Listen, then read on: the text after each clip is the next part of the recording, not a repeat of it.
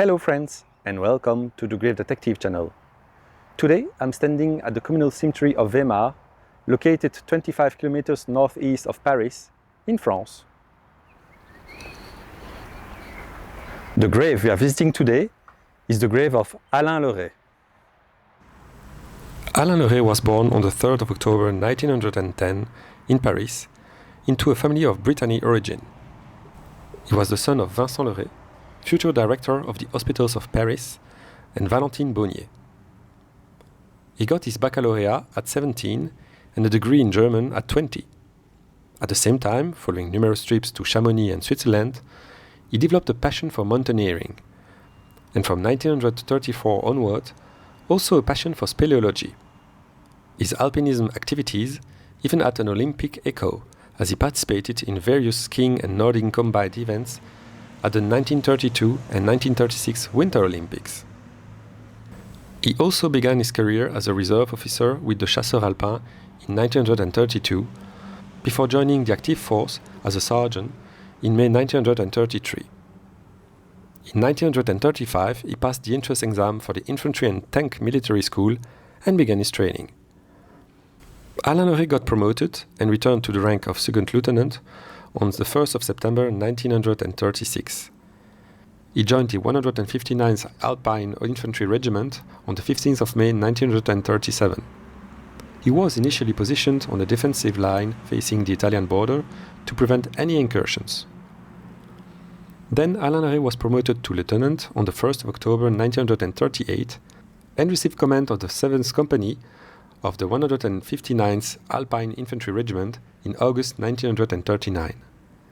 His company was transferred to a location near the Swiss border in the spring of 1940. It was at that same period, on the 4th of May 1940, that he married Luce Mauriac, daughter of the writer François Mauriac. The couple had 5 daughters. 6 days after his marriage, Germany launched its offensive against France. Alain Le Ray left his wife and rejoined his regiment. On the 8th of June, his regiment received orders to defend the village of Brény-sur-Ourcq, between Soissons and Château-Thierry. The Germans arrived at dawn on the 9th of June. By the evening, the Germans had occupied the village. Lieutenant Alain Le Ray was wounded and taken prisoner. On the 16th of June 1940, he arrived at the camp Hoflag 2D, Hoflag 2D, in Westfalenhof, Pomerania. 7 months later, on the 18th of January 1941, he managed to escape with other officers by hiding in the snow during a wood-cutting job. He was recaptured 9 days later near the French border and temporarily returned to Westfalenhof before being sent to Hoflag 4C, Hoflag 4C, Colditz Castle.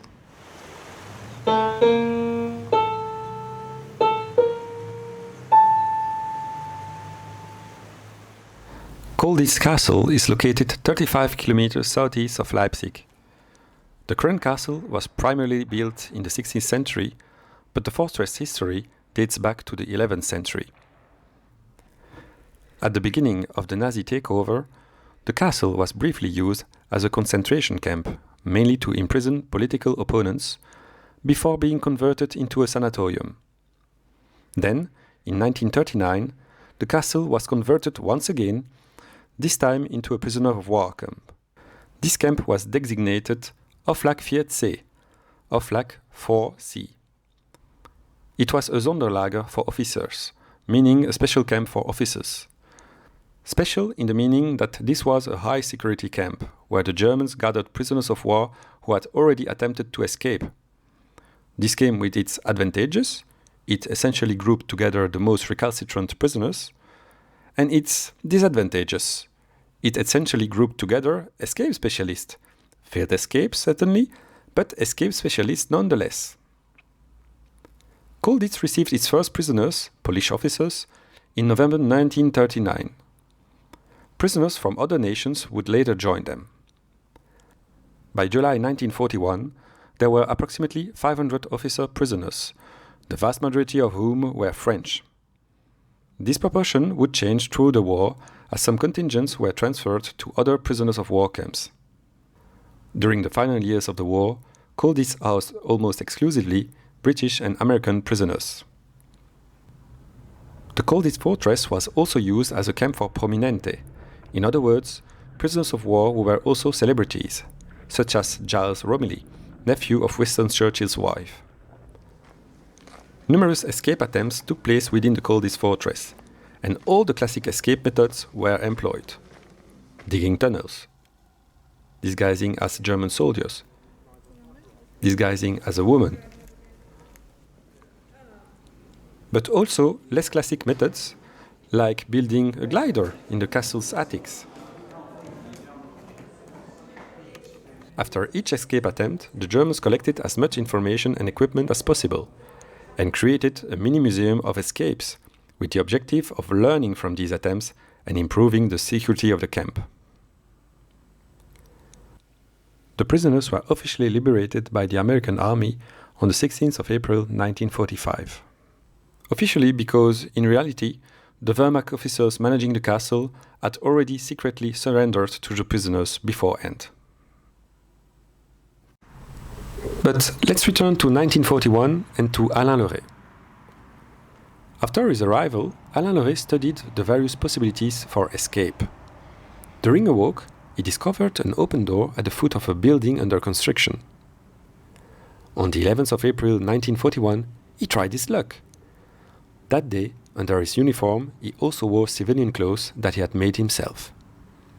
On his return from the walk, taking advantage of a bend in the road that briefly concealed him from his guards, he jumped out of the column of prisoners and hid behind the half-open door. A little later, when the Germans were counting the number of prisoners, a scuffle orchestrated by the prisoners allowed to fool the guards. Alain Le Ray managed to leave the castle, and 3 days later, he reached Switzerland, seated at the front of a steam locomotive. He then reunited with his wife in Nice. Then, 2 months later, on the 19th of June 1941, he joined the 153rd Alpine Infantry Regiment before transferring to the 159th Alpine Infantry Regiment in September. But things took a turn for the worse. The French army, now obeying Marshal Pétain, criticized him for his escape. So Alain Le Ray decided to join the Resistance and continue the fight underground.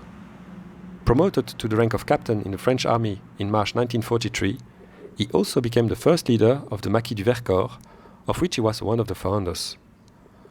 He continued the war in the Resistance, passing through Paris and the Isère region, being promoted to battalion commander, then commander of the Forces Françaises de l'Intérieur, French forces of the interior, for the Isère, and finally to lieutenant colonel. When the Germans attacked the Maquis du Vercors, he tried to relieve the pressure on the resistance fighters by attacking the rear of the German forces, but was unable to prevent the Germans from capturing the Maquis du Vercors on the 24th of July 1944. 1 month later, on the 22nd of August 1944, he participated in the liberation of Grenoble and ended the war in Torino, Italy. After the war, he continued his military career in Indochina and Algeria. It was during the Algerian War that he was promoted to colonel. He returned to France in 1958 and the following year became defense attaché in West Germany, working towards reconciliation between France and Germany. On the 1st of August 1961, he was appointed Brigadier General and made a brief return to Algeria in 1962.